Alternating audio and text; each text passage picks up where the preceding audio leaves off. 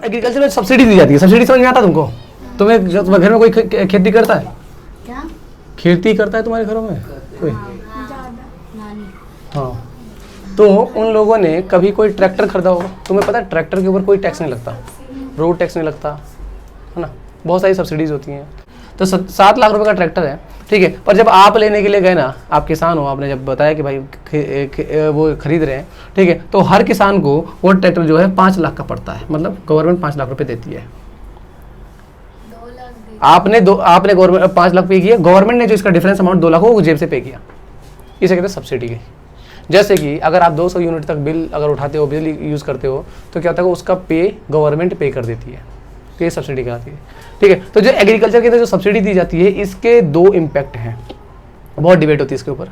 कुछ लोग कहते हैं कि नहीं सब्सिडी नहीं दी जानी चाहिए, और कुछ लोग कहते हैं नहीं सब्सिडी दी जानी चाहिए। तो हम बात करेंगे फेवर में और उसके अपोजिशन में, ठीक है, कि देनी चाहिए तो क्यों देनी चाहिए, और नहीं देनी चाहिए तो क्यों नहीं देनी चाहिए। पहला पॉइंट है हमारा कि पहला है कि एग्रीकल्चर सब्सिडीज के अगर दोष मतलब उनकी कमियां क्यों नहीं दी जानी चाहिए, इसके सपोर्ट में, समझे कि अगर ना दें तो क्यों ना दें, ठीक है। पहला पॉइंट है आपका कि huge burden on the government finance.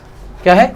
Government के फाइनेंस पे बहुत ज्यादा बर्डन बढ़ जाता है। देखो ना, गवर्नमेंट टैक्स इकट्ठा कर रही है, ठीक है, और इकट्ठा करके और वो लोगों की डेवलपमेंट में, देश के डेवलपमेंट में लगाना चाहिए, तो वो लोगों को क्या कर रही है, सब्सिडी के तौर पे दे रही है। बहुत सारा अमाउंट जो है वो सब्सिडी के फॉर्म में गवर्नमेंट के पास से चला जाता है। आई बात समझ में, ठीक है। तो इस वजह से जो है सब्सिडी जो है गवर्नमेंट के ऊपर एक बर्डन बन जाता है, ठीक है ना, बोझ।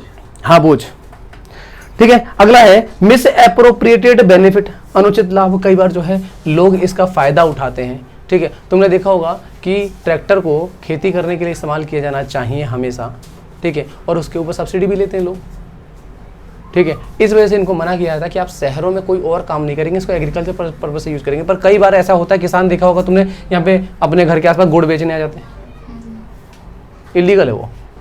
आप दिल्ली के अंदर ट्रैक्टर नहीं चला सकते हो, आपको खेती करने के लिए दिया गया है, आप उसको लोग डीजल सेट लगवा करके उसके ऊपर, ठीक है, ऑर्केस्ट्रा चला रहे है ना। तो मतलब क्या है कि मिस एप्रोप्रिएट तरीके से यूज किया जा रहा है उसका, ठीक है ना। अनुदान का लाभ केवल किसान को ही नहीं बल्कि आगतों के उद्योगों के रासायनिक खादों और उद्योगों को भी प्राप्त होता है। किसान के मध्य अनुदान लाभ अधिकतर समृद्ध क्षेत्रों के किसानों को प्राप्त होता है, क्योंकि लक्ष्य के लाभार्थियों को लाभ प्राप्त नहीं होते। अनुदानों को निरंतर प्रदान करना युक्ति संगत नहीं है। और देखो जी, कई बार ऐसा होता है कि जो ये दिए जाते हैं, सब्सिडी दी जाती है, ये ऐसे लोगों को भी दी जाती है जिनको कोई नीड ही नहीं है सब्सिडी की। बहुत बड़े बड़े किसान हैं, बहुत रिच किसान हैं, और वो भी सब्सिडी पे हर चीज़ लेकर के आ रहे हैं। थ्रेसिंग मशीन लेके आ जा रहे हैं, ट्रैक्टर लेके आ जा रहे हैं, 4 ट्रैक्टर रख रखे हैं, समझ में आई बात। और उससे क्या कर रहे हैं वो लोग, लोगों के खेत जोत रहे हैं, पैसे कमा रहे हैं। आई बात समझ में, ठीक है। थ्रेसिंग मशीन खरीद ली, तो क्या है कि मतलब ऐसे लोगों को भी सब्सिडी मिल रही है जिनको नीड ही नहीं है उस सब्सिडी की, ठीक है। अब तुमको लगता है इसको बिजली की सब्सिडी की नीड है? नहीं, फिर भी ले रहे हैं लोग, सिलेंडर पे भी ले रहे हैं लोग, सिलेंडर भी नहीं मिल रही है, इनको मिलती है भाई, हाँ, ठीक है ना। अगला है अनावश्यक उपभोग, वेस्टफुल कंजम्पशन। ये जो अनुदान के कारण वस्तु पर पूर्ति बाजार कीमतें निर्धारण नहीं करती है, निम्न कीमतों पर वस्तु उपलब्ध होने पर अनावश्यक उपभोग होता है। अब जब चीजें सब्सिडी की फॉर्म में मिलने लग जाती है तो क्या हो जाता है, रेट प्राइस जो है कम हो जाता है ना। अब प्राइस जब कम हो जाता है तो डिमांड तो ऑटोमेटिकली बढ़ेगी ना, आपने पढ़ा ये चीज तो। और डिमांड जो बढ़ रही है ये अनावश्यक है, अनयूजफुल डिमांड बढ़ रही है। सिर्फ इसलिए मैं रोड पर गया, ठीक है, बर्गर 20 रुपए का था, मैंने एक बर्गर खा लिया, ठीक है। अगले दिन गया, बर्गर 5 रुपए का था, फालतू में 4 बर्गर खरीद के ठूस रहा हूं मैं। समझ में आई बात? क्यों? क्योंकि प्राइस घट गया है भाई, प्राइस घटा तभी तो खराब करनी है भाई। मतलब कहने का ये हो गया कि खेतों में अब जब खाद के रेट वो घट गए, ठीक है, फर्टिलाइजर के रेट घटा दिए सब्सिडी की वजह से, ठीक है। अब किसान 4 बोरियां फेंक रहे हैं उसके अंदर खेतों में, ठीक है, बेकार फसल को भी खराब कर रहे हैं, लोगों की हेल्थ भी खराब हो रही है। अनावश्यक यूजेज बहुत ज्यादा बढ़ जाएंगे, आई बात समझ, ठीक है। तो ये तो एक है, मैं खैर बिजली वाले में भी एग्जांपल ले सकते हो कि सब्सिडी की वजह से लोग 200 यूनिट तक यूज़ ही करते हैं, सोचते हैं कि 200 यूनिट नहीं हुआ चलो यूज़ कर लेते हैं, है ना। तो ये तो तुम्हारा हो गया आपका, ये तो तुम्हारा हो गया वेस्टफुल के लिए सपोर्ट में, है ना। अब क्यों दी जानी चाहिए उसके सपोर्ट में बात करते हैं, है ना।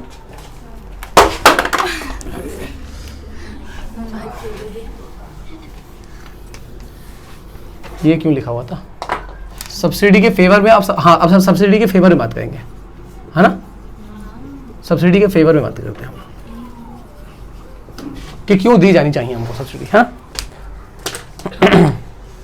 अनुदान के समर्थकों का मानना है कि चूंकि भारत में कृषि एक जोखिम भरा व्यवसाय है इसलिए अनुदान की आवश्यकता होती है भाई, क्योंकि एग्रीकल्चर जो होता है वो रिस्की होता है। आपने सब कुछ लगाया, पैसा लगा दिया, बीज लगा दिया, फर्टिलाइजेशन पे खर्चा लगा दिया, ठीक है, उसके बाद आपने वो खाद वाद भी डाल दिए, सब कुछ लगा दिया। लगाने के बाद लास्ट में जब फसल हुई उस समय पे एकदम से तूफान चल गया या कुछ आपदा आ गई, बहुत हाईली रिस्की होता है। बाढ़ आ गई या फिर कुछ ना होते हुए भी जो है फसल खराब हो गई आपकी, ठीक है, तो इसलिए हाईली रिस्की होता है। तो अगर सब्सिडी ना दी जाए तो किसान को नुकसान होगा, किसान को नुकसान होने से बड़ा नुकसान होगा और उससे क्या होगा, किसान लोग खेती करना बंद कर देंगे। और ये एक ऐसी चीज़ है एग्रीकल्चर सेक्टर कि आपको कितना ही प्रॉफिट हो कितना ही लॉस हो जाए आप बंद नहीं कर सकते। अगर अनाज 200 रुपये किलो बिकने लग जाएगा तो क्या आप भूखे रहने लग जाओगे? भूखे तो नहीं रह सकते ना, इसलिए से बंद नहीं किया सकता, समझ में आया। तो इसलिए यहाँ पे सब्सिडी की नीड हो जाती है हमें, ठीक है। यह तर्क दिया था कि बड़ी संख्या में किसानों में निर्धन है तथा उनके पास आवश्यक आगतों का खरीदने के प्राप्त साधन नहीं है। भाई फार्मर बहुत ज़्यादा गरीब है और बहुत बड़ी मात्रा में गरीब है, ठीक है। तो अगर उनके पास अगर आपका ये पैसे कम होंगे तो ज़्यादा फर्टिलाइजर का यूज़ नहीं करेंगे और फिर कहाँ पहुँच जाएंगे, वो सब्सटेंशियल फार्मिंग पर पहुँच जाएंगे। आदमी यही तो करेगा ना ज़्यादा कि कुछ नहीं तो चलो फिर अपने खाने के लिए निकाल लेते हैं अनाज, बाकी तो फिर देश अपना देख लेगा, है ना। तो ये ज़रूरी है कि उनको सब्सिडी दी जाए ताकि वो पूरे देश के लिए अनाज करें। उनके जब फसल बढ़ेगी तभी तो वो बेचेंगे और बेचेंगे तो पूरे देश के पास अनाज पहुंचेगा, ठीक है जी। अनुदान के समर्थक आगे तर्क देते हैं कि अनुदान के उन्मूलन पर धनी एवं निर्धन किसानों के बीच असमानता और बढ़ेगी। और अगर तुमने अनुदान अगर हटा दिया, सब्सिडी अगर हटा दिया तो सब्सिडी हटने से चीज़ें महंगी हो जाएगी और वो महंगी होने से क्या होगा कि अमीर किसान तो उसे अफोर्ड कर लेंगे क्योंकि उनके पास पहले से ही पैसा है, समझ में आई बात। पर जो गरीब किसान है वो अफोर्ड नहीं कर पाएगा, वो उस या तो वो किसानी करना बंद कर देगा या करेगा पर उन चीज़ों का इस्तेमाल नहीं करेगा। और इससे क्या होगा कि अमीर और अमीर होता चला जाएगा और गरीब और ज़्यादा गरीब हो जाएगा, बीच में डिफरेंस बहुत ज़्यादा बढ़ते चले जाएंगे। समझ में आ रही बात, ठीक है। और क्या बात है, संक्षेप में यह कह सकते हैं कि किसी की समय की मांग अनुदान को कम करना नहीं है परंतु यह सुनिश्चित करना है कि अनुदानों का लाभ, मतलब अब कंक्लूजन ये कहता है कि भाई अनुदान हटाया तो नहीं जा सकता पर कोशिश ये की जा सकती है कि अनुदान लगा रहे, सब्सिडी चलती रहे पर उसका इस्तेमाल सही जगह सही तरीके से होने लग जाए। समझ में आई बात, ठीक है। यहाँ पे हमारा एग्रीकल्चर वाला टॉपिक ख़त्म हो जाता है, ठीक है। अब आएंगे हम लोग देश के अंदर इंडस्ट्रियल सेक्टर के ऊपर, ठीक है जी।